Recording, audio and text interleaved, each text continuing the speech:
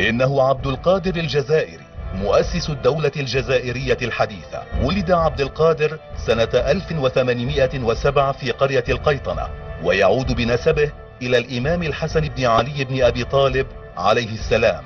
كان الجزائري عالم دين وشاعرا وفيلسوفا وقائدا سياسيا وعسكريا، وهو أول من بذر بذور الثورة في ضمير الشعب الجزائري ضد الاستعمار الفرنسي. حفظ عبد القادر القرآن الكريم وتعلم مبادئ العربية على أبيه، ثم رافق والده إلى الحجاز ودمشق وبغداد، وعاد معه إلى القيطنة حاملا علوم المشارقة وآدابهم. كان في 23 من عمره عندما احتل الفرنسيون وطنه الجزائر سنة 1830، فحاربهم من دون هوادة على رأس جيش بقيادة والده، محققا انتصارات عليهم. في العام 1843 بايع رؤساء القبائل العربية عبد القادر على الجهاد تحت قيادته، ما اضطر فرنسا إلى عقد اتفاقية هدنة معه، فتفرغ للإصلاحات الداخلية في دولته التي نظمها على أسس إسلامية.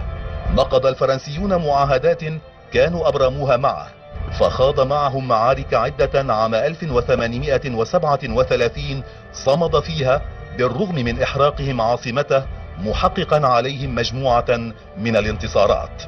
التجأ عبد القادر الجزائري مع إخوانه إلى مراكش سنة 1843، ثم عاد إلى الجزائر ليقود حركة الأنصار، لكنه هزم بعد 3 سنوات من ذلك، فأسره المحتلون وأرسلوه إلى نابليون الثالث في فرنسا.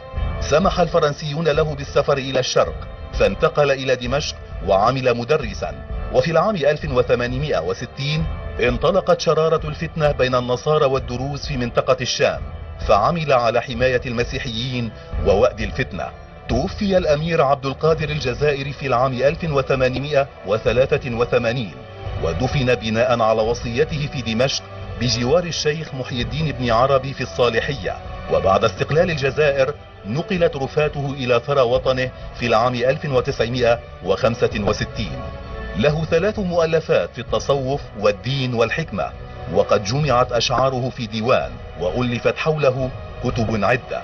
من أقواله: الإمارة ليست هدفي، فأنا مستعد لطاعة أي قائد آخر ترونه أجدر مني وأقدر على قيادتكم، شريطة أن يلتزم خدمة الدين وتحرير الوطن.